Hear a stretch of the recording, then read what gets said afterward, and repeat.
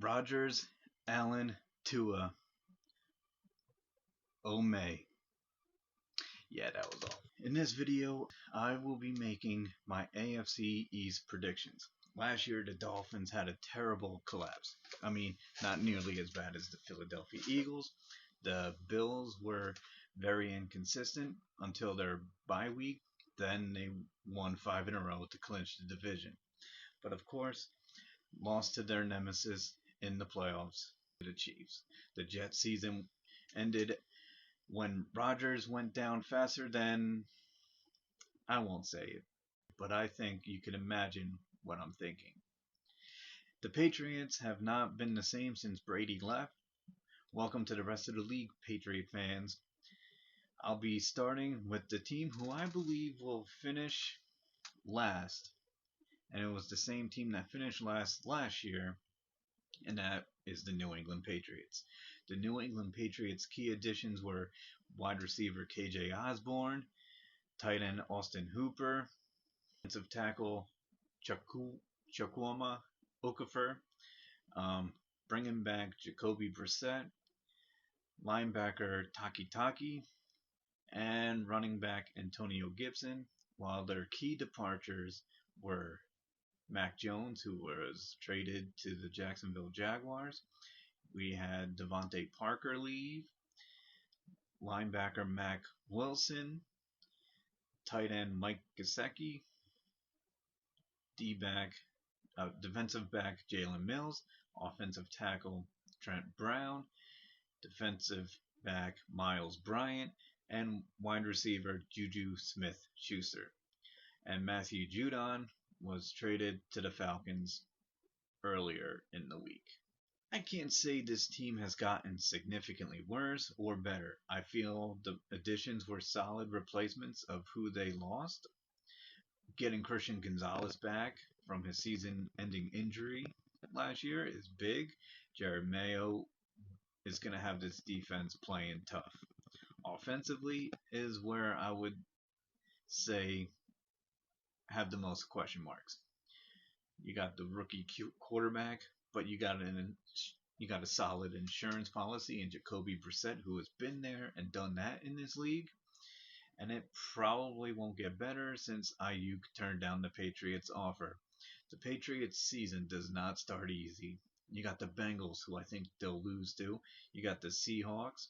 You got the Jets, who I think they might win those two games.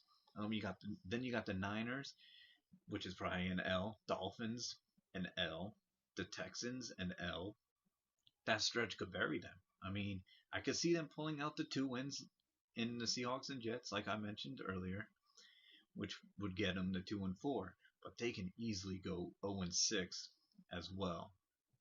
And for the back half of the season, you got the Jags. I mean, they might win that game too. I don't feel comfortable saying a win there, but I'm going to give them the W just because it's the NFL.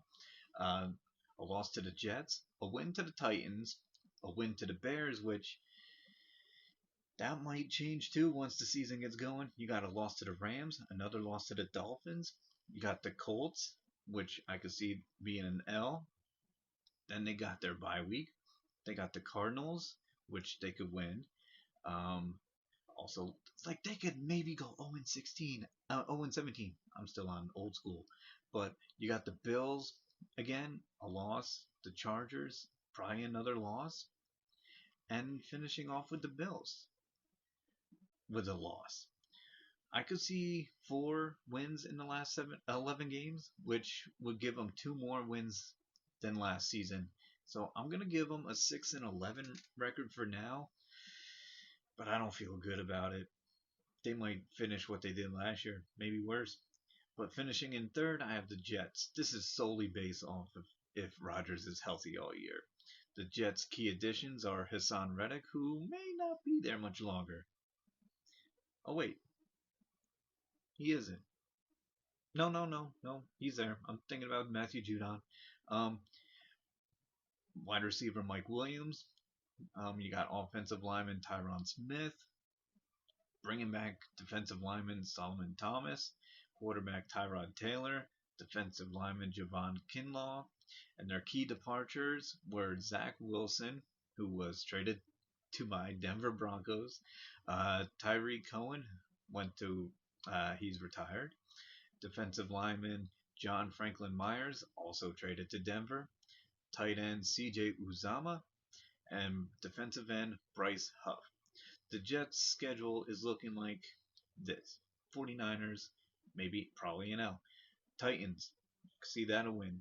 Patriots, I put them down as an L. I got them beating the Broncos. I got them beating the Vikings, which now, all this stuff, I'm probably going to give some team the kiss of death or whatever. The Bills, I could see a loss there. I could see a win against the Steelers, a win against the Patriots. Texans getting a loss there, a win against the Cardinals, a win against the Colts, and then they entered their bye week, and then they got the Seahawks, a W, Dolphins, a loss, Jaguars, a W, Rams, I got them beating the Rams. Yeah, I don't know. I don't know. That's probably going to be a changing, but I'm going to keep it as a win for now. Bills, a loss, Dolphins, a loss. This is granted if Rodgers is healthy. I could see the Jets winning 10 games, going 10-7. But if Rodgers miss any significant time like he did last year, might be enough to put him in last place. But they did play surprisingly well without Rodgers, going 7-10.